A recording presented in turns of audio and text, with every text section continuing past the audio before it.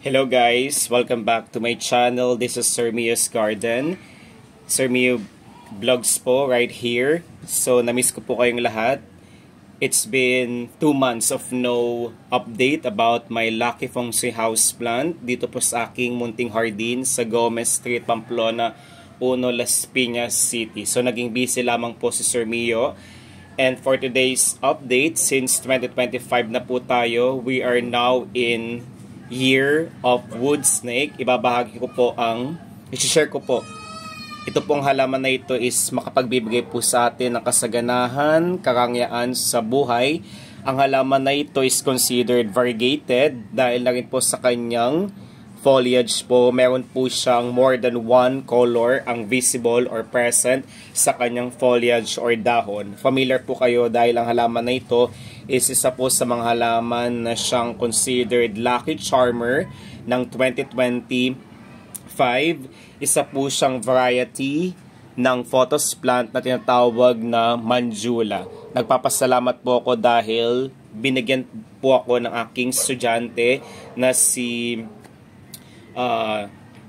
Ethan Ignacio ng ganitong halaman last Christmas party po namin. So kapansin-pansin po na humahaba na po siya. Isa ang halaman na ito sa pinaka-best in terms of climbing, trailing, at hanging plant.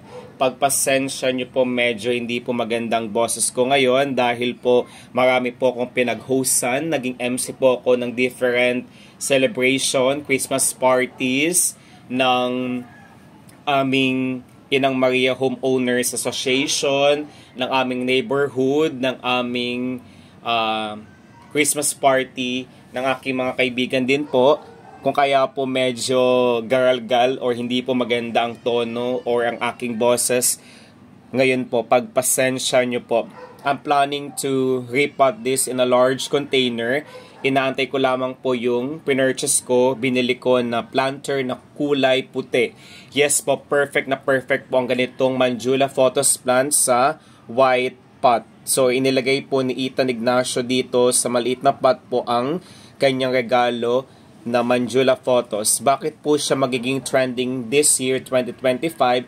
Dahil po ang halaman na ito is considered po siya as pinaka magandang kulay dahil na rin po sa mint to golden yellow ang kulay ng kanyang foliage or dahon. Ang mga maswerteng kulay po, base na rin po sa aking research, ang mga halaman po na lime green to yellow or gold in terms of kulay ng kanyang dahon, tangkay, at yung kanyang pinaka-fruit din po. So wag na wag po kayo magpapawala ng ganitong halaman dahil napakadaling alagaan, easy to propagate, easy to care for, minimal caring lamang po ang kanyang kailangan po. So magti-trail at tunay na magiging lush, bushy ang halaman na ito kapag nasa malawak po siya na container. Ang gagamitin po nating soil dito is combination po ng garden soil, loam soil na merong vermicast, pumice, rice hull, at ang pagdidilig po dito is done every 5 to 7 days.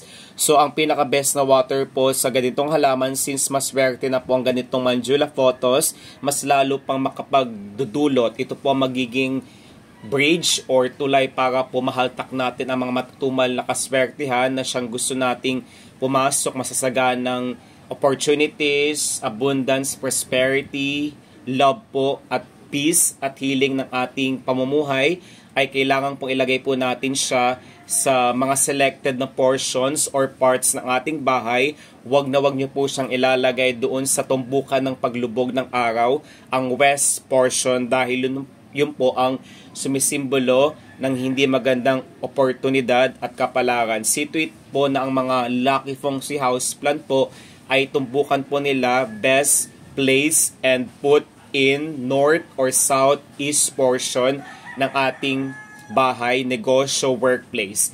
Para po malaman po natin ang tumbukan at ang posisyon ng north and southeast portion ng ating bahay, negosyo, ay gagamit po tayo ng compass rose. Yes po, dahil po ang north and southeast portion, doon po sumisikat at sumisinag po ang araw.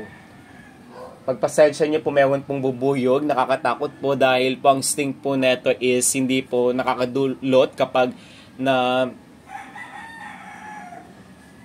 natarakan po tayo ng kanyang pinaka dulo or yung pinaka matulis na part, ay may possibility na malason po tayo.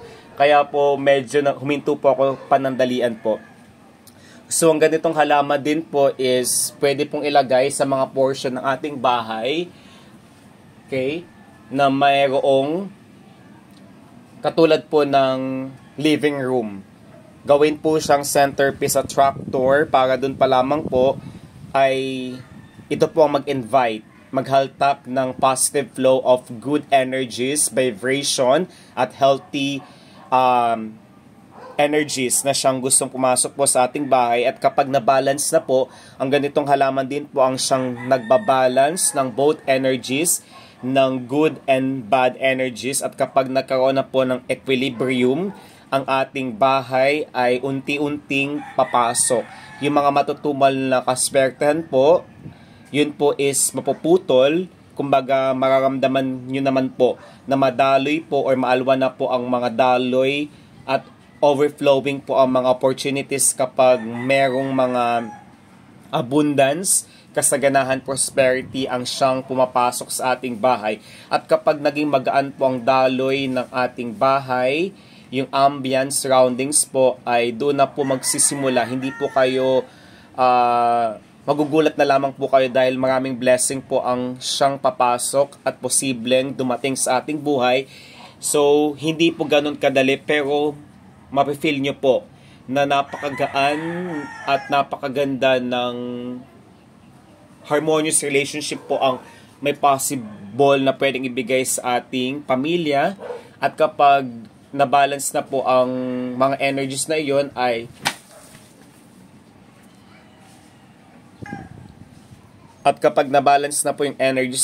ay mapifeel na po natin, maaluwan na po ang daloy ng mga swerte na siyang mararamdaman natin, ma-experience at posibleng pumunta at maranasan po natin. So ang ganitong halaman po is napakaganda, variegated plant po siya. At isa rin pong halaman na ito sa pinaka-best dahil ginagawa po siyang lucky charm na pwedeng ipangregalo sa ating kaibigan, sa ating pamilya, sa any members ng ating pamilya, relatives, kaibigan, co-workers, at kahit po boss. Pwede din po siyang ilagay sa dining table para po ito po makapag-promote ng positive flow of energy para sa kasaganahan sa pagkain. At pwede rin po siyang ilagay sa bedroom dahil ang mga ganitong photos sa Manjula ay best in terms of air filtration at air purification na siyang tumutulong para po maging filtered, maging presko. Ma-experience po natin ang daloy na magandang enerhiya ng hangin.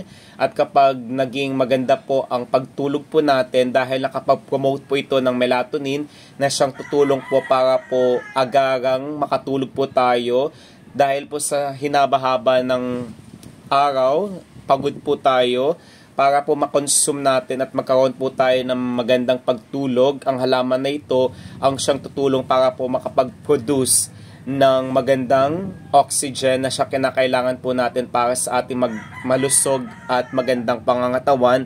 At kapag nangyari na nagkaroon po tayo ng magandang sleep or pagtulog, para po sa next day ay magampanan po natin ang ating trabaho ng kaaya-aya, ng may magandang mood.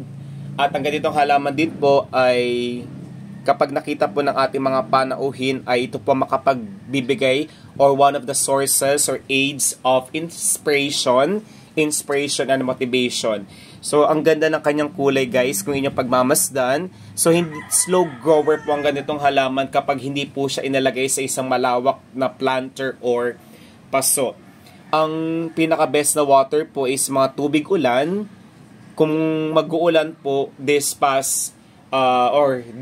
week, I see to it na I suggest and recommend po na mag-ipon po tayo, mag-imbak po tayo, mag-store po tayo ng tubig dahil napaka-best po ng water from the rain or tubig bukal para sa ganitong masaswerteng halaman na Manjula Photos dahil nakapag-promote po ang rainwater at spring water po para sa kanyang development ng kanyang pagtangkad, height, at para po mas lalo maging maningning, maging stunning, at mas lalong lumabas pa ang visible na variegation ng ating halaman na ito. Short update lamang po ito guys.